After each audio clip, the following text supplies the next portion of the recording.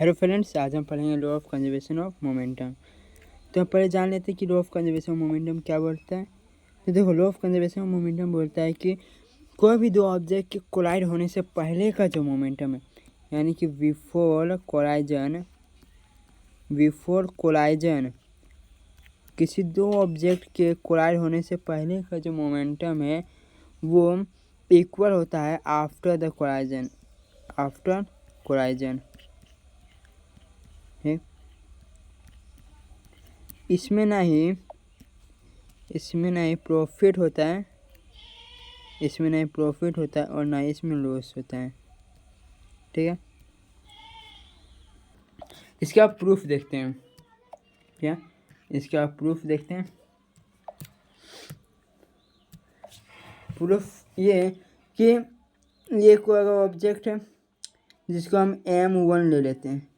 ये object U1 के velocity से जा रहा है, और ये कोई ऑब्जेक्ट हो गया M2 जो U2 के स्पीड से जा रहा है। ठीक है, ये हो गया है बिफोर कोलाइजन।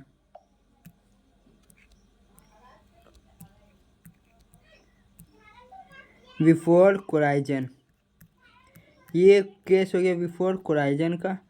इस केस में क्या हुआ कि ये M1 मास का जो स्पीड है वो M2 मास के स्पीड से ज़्यादा होगा, तभी ये कोलाइड हुआ। तो ये बिफोर कोलाइजन का हो गया। अब है एट कोलाइजन, कि जब ये दो ऑब्जेक्ट आपस में कोलाइड करता है। ठीक है, M1 हो गया, ये M2 हो गया। ये दो ऑब्जेक्ट जब आपस में कोलाइड करता है तो ये M1 ऑब्जेक्ट है वो इस डायरेक्शन में अपना फोर्स लगाएगा, और M2 ऑब्जेक्ट इस डायरेक्शन में अपना फोर्स लगाएगा। लेकिन जो M2 ऑब्जेक्ट है वो अपने अपोजिट डायरेक्शन में फोर्स लगा रहा है। देखो, M2 ऑब्जेक्ट जा रहा था इस डायरेक्शन में, मूव इस डायरेक्शन में हो रहा था, लेकिन वो फोर्स इस डायरेक्शन में लगा रहा है, यानी अपोजिट डायरेक्शन में। तो इसका जो फोर्स होगा वो क्या होगा, माइनस होगा, माइनस। और ये केस जो था वो एट कोलाइजन का था, एट कोलाइजन, एट कोलाइजन का। अब जो होगा वो आफ्टर कोलाइजन। जैसे ये M1 था, अब इसका जो स्पीड होगा वो V1 हो जाएगा, और ये M2 था तो इसका जो स्पीड जो होगा वो V2 हो जाएगा। ठीक है, ये था आफ्टर कोलाइजन का।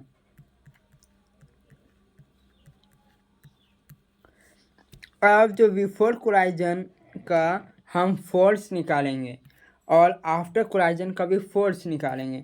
तो चलो इतना कर लेते हैं पहले। तो BC लिख देते हैं, BC यानी बिफोर कोलाइजन। तो हम इसका फोर्स निकालेंगे। तो फोर्स निकालने के लिए हमें पहले मोमेंटम निकालना होगा। ठीक है, तो PI इनर्शियल मोमेंटम, तो मास इंटू V हुआ।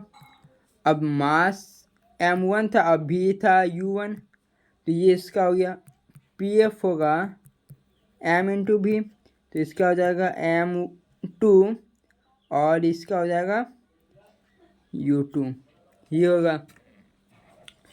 तो जब मोमेंटम निकाल लिए तो हम न्यूटन के सेकेंड लॉ में पढ़े थे कि जो फोर्स जो होता है वो डायरेक्टली प्रोपोर्शनल होता है चेंज इन मोमेंटम के। ठीक है, अपॉन टाइम। तो डायरेक्टली प्रोपोर्शनल होगा, चेंज इन मोमेंटम क्या है, M2 U2 minus M1 U1 divide में टाइम। अब हम ये कांस्टेंट, ये जो हमारा प्रोपोर्शनल का चिन्ह, इसको हम हटाएंगे। इसको जब हटाएंगे तो हम यहाँ पे कांस्टेंट का चिन्ह लगाएंगे के, तो इसका हो जाएगा M2 U2 minus M1 U1 divide में टाइम।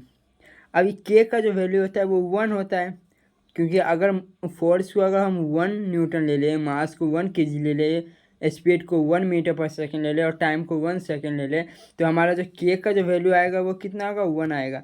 तो अब हम इसकी जगह जब के 1 आएगा और 1 को जब हम यहाँ पे लिखेंगे तो हमारा जो लिमेन जो बचेगा वो होगा M2 U2 minus M1 u1 divide में टाइम, ये बचेगा।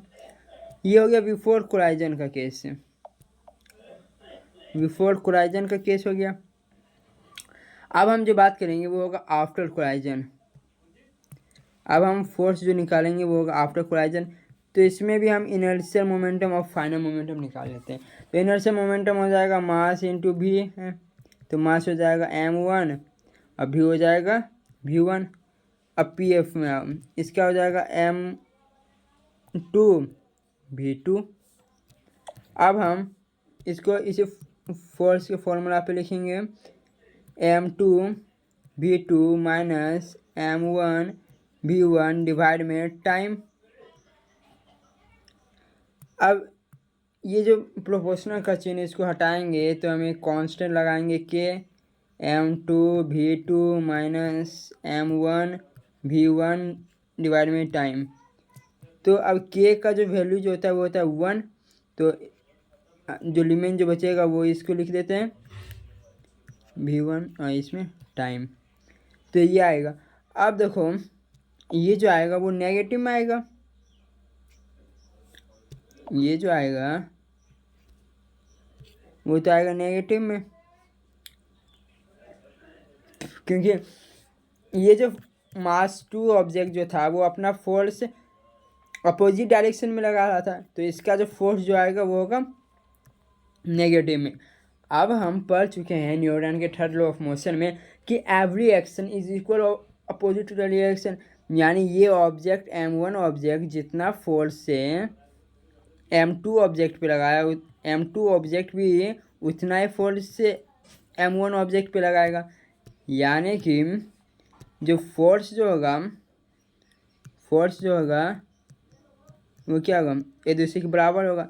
तो अब ये जो फोर्स है ना इसका हम इसका जो फोर्स का जो आया था वैल्यू, ये चीज़ इसको हम कर लेते हैं, ठीक है।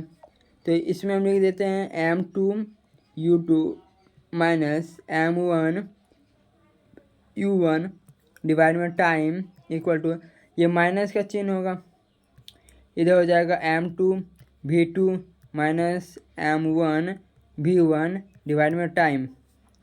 ये टाइम और टाइम हो जाएगा कैंसिल आउट, ठीक है। तो अब बचेगा क्या, m2 u2 minus m1 u1 equal to, अब ये minus m2 v2 minus into minus plus m1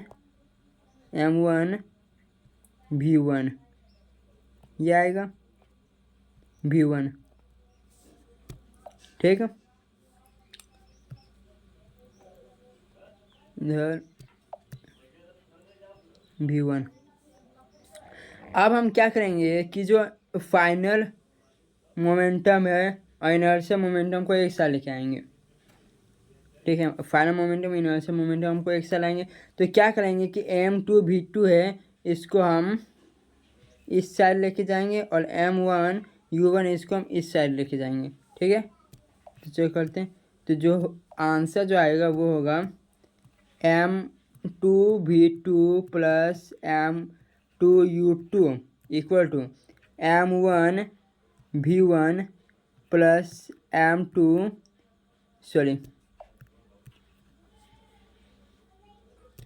इसका हो जाएगा m1 u1, ठीक है। तो यहाँ पे हम देखा कि ये जो मोमेंटम जो था आफ्टर कोलाइजन, मतलब कोई दो ऑब्जेक्ट के कोलाइड होने से पहले का जो मोमेंटम जो था और दो ऑब्जेक्ट के कोलाइड के बाद का जो मोमेंटम जो था वो क्या होता है, सेम होता है। इसी को कहते हैं law of conservation of momentum, ठीक है। आज के लिए इतना ही, मिलते हैं नेक्स्ट वीडियो में। Thank you.